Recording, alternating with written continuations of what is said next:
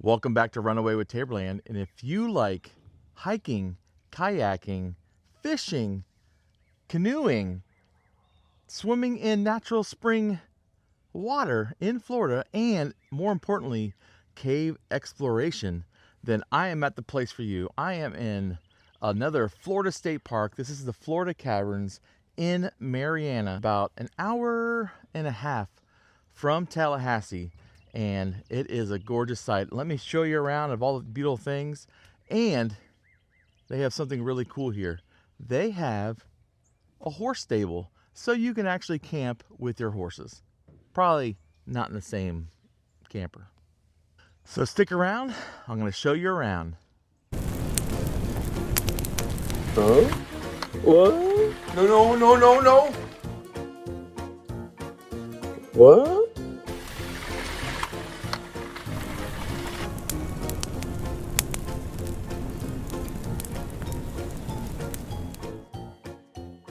So when you come in from the main road, you do go right past two dumpsters. So you have two big dumpsters when you come in, but you come in and basically this campground is one giant loop with outside spots and an inner spots. Highly recommend trying to get an outer spot, preferably on starting with site one on that side, because you just have woods behind you. On the other side, you have woods, but you do have the road over there too as well. As you see, you cut right, so we're gonna walk around the circle and I'll start us off at site one. All right, sorry, site one is on the inside loop, but site one, and we're gonna go around. So starting with site 5 and 7 are both accessible with paths leading to the bathroom, which is located in the middle. And here we have site 6. Now, each site is nicely spaced out between other campers. Some are more than others, but let's see what's in the site. Each site is gravel, very level.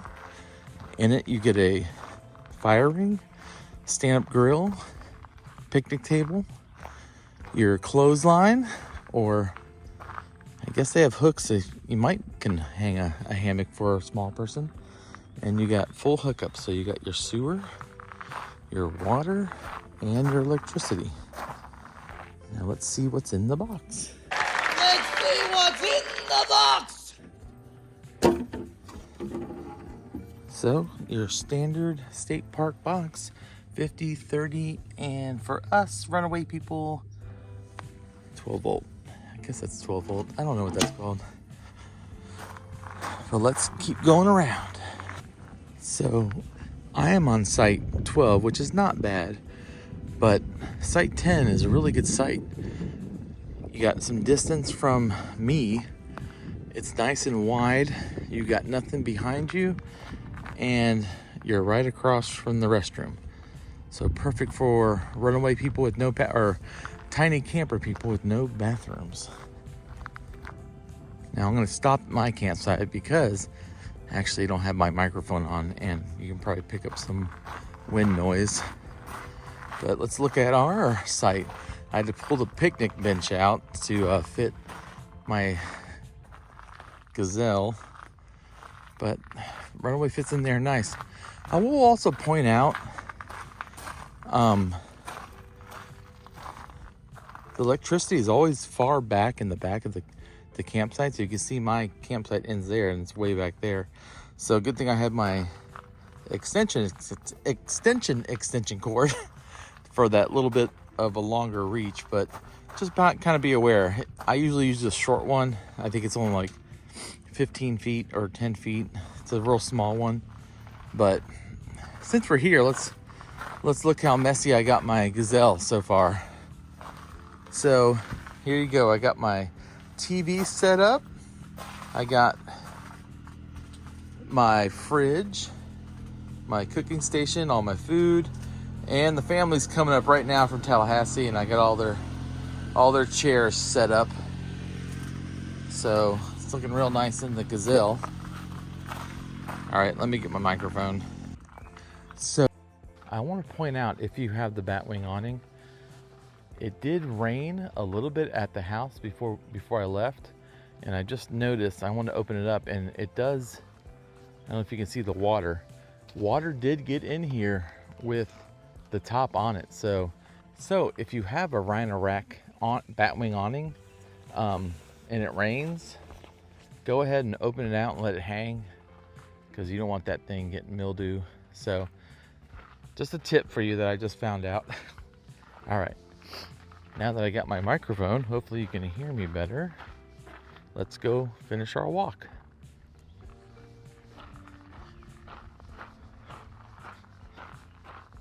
Can you hear the gravel? All right, here we go.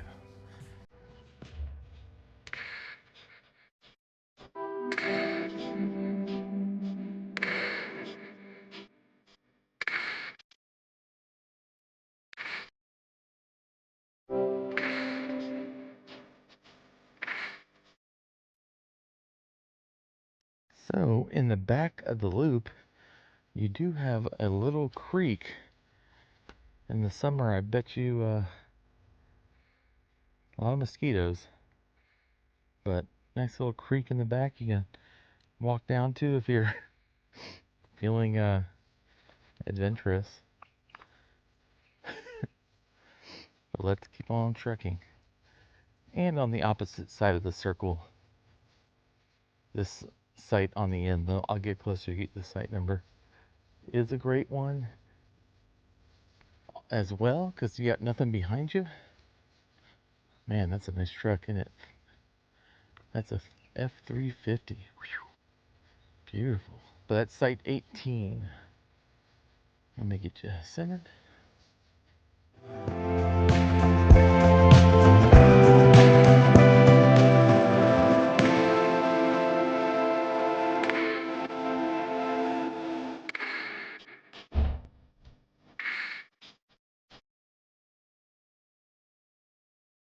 So site 25 is accessible. And here is a funny site. Is it a pull through? Is it a back end? It's kind of funky, because you got this huge tree right here. This is site 2828. So you can back it in that way. For tiny campers, it's easy. Big campers, I don't know, it's kind of odd. All right, I'll just finish talking. We're at the end of the loop. We got 29 on the left, 30 on the right,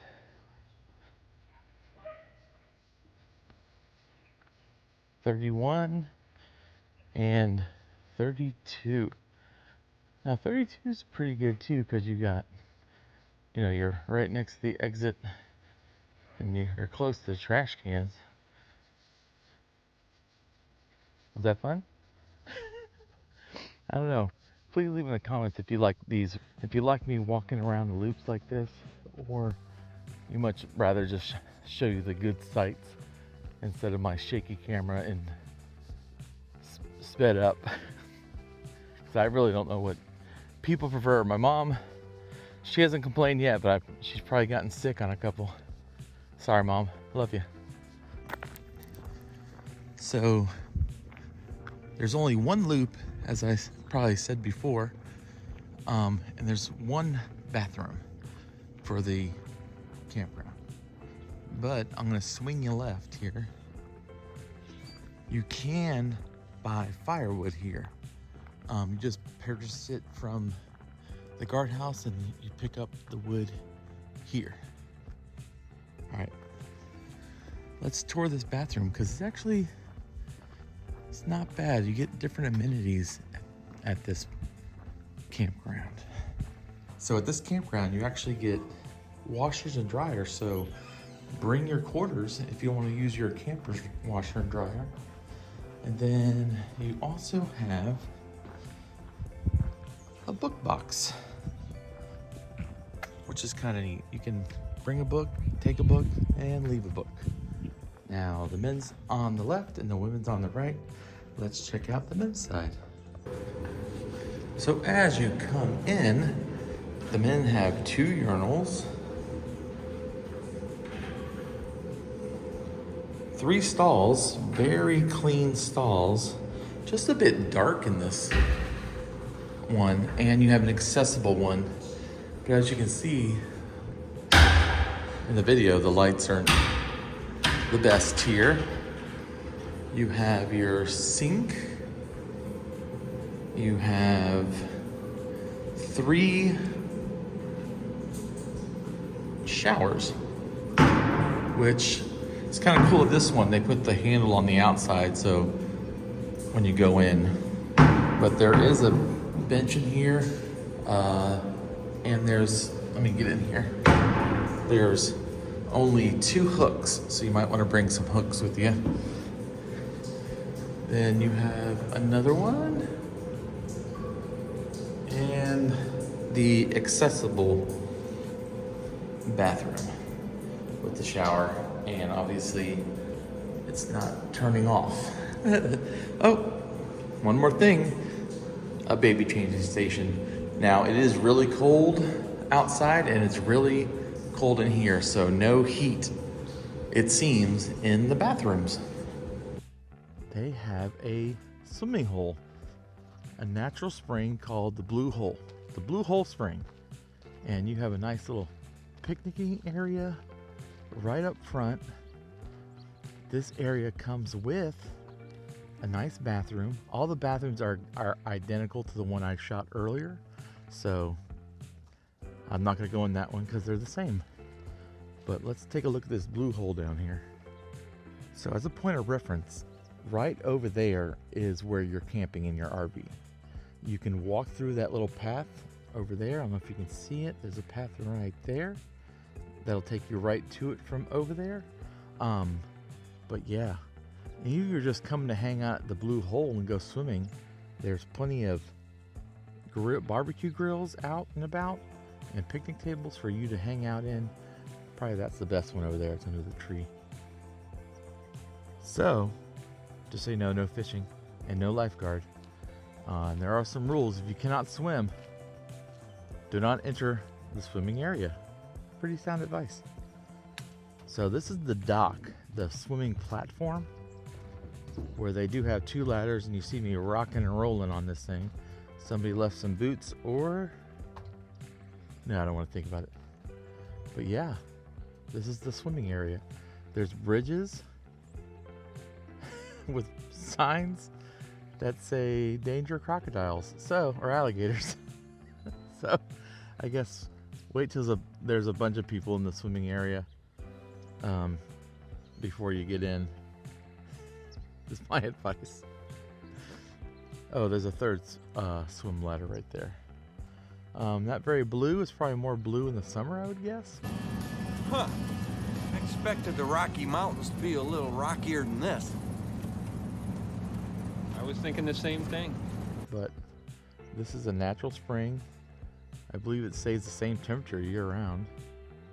But yeah, that bridge over there with that croc sign on it, or alligator sign on it, it's pretty funny. I'm going over to this bridge where there's a nice little trail.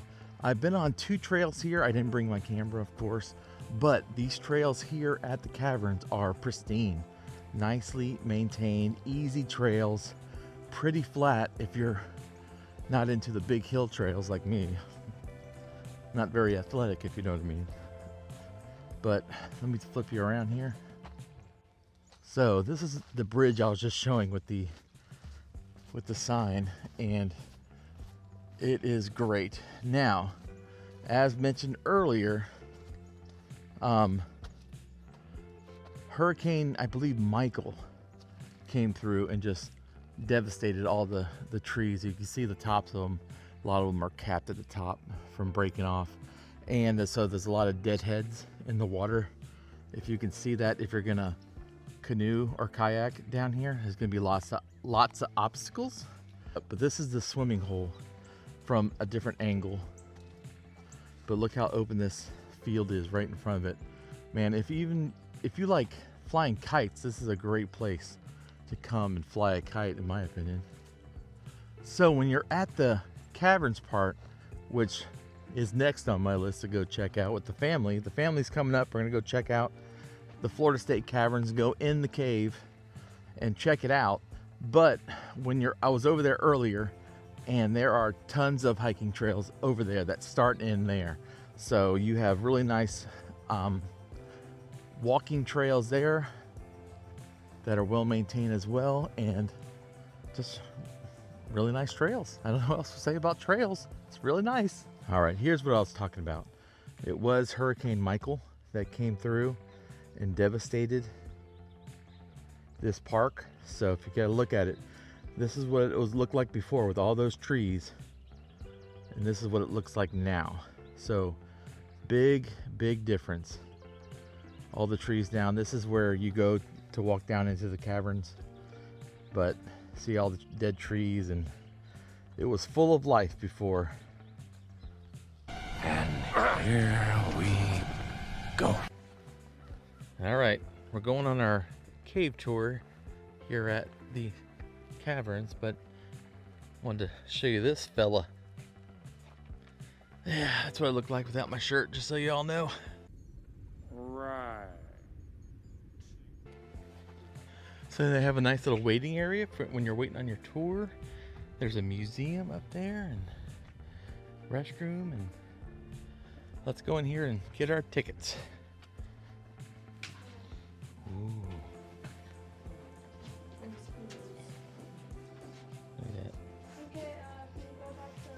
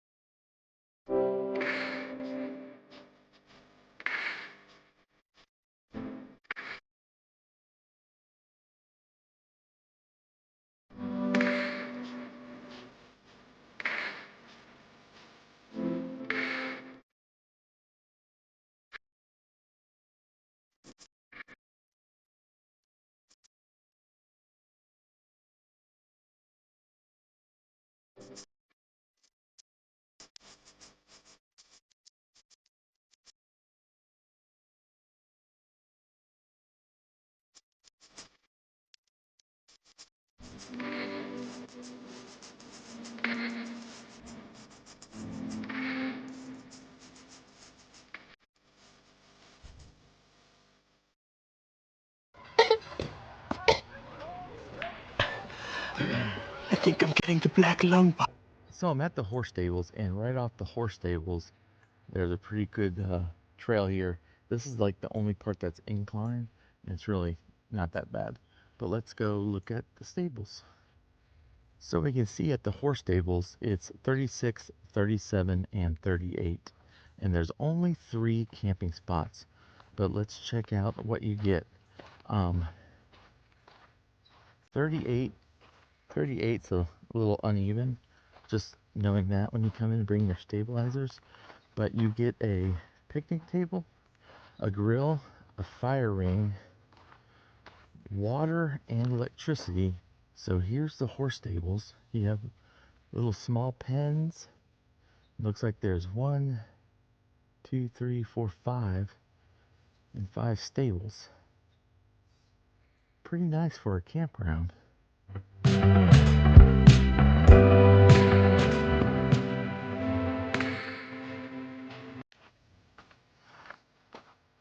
So we're at the tent site, and what you get at the tent sites is a nice platform to put your tent where it's nice and even. You do get a picnic table, probably access to some hiking right there. You do get a fire ring, a stand-up grill, and a water spigot. And this one's kind of on the hill, as you can see, kind of up high. And there's the tent area bathrooms. Pretty nice tent area, just no electricity. So when you're going to the campground, you're first gonna pass this little part. This is the boat launch for small boats, kayaking, canoes. You can stage it here. They have a canoe platform for you. But look over here, I want to show you this. This 1975, the water got that high. Isn't that crazy? Man, that's tall.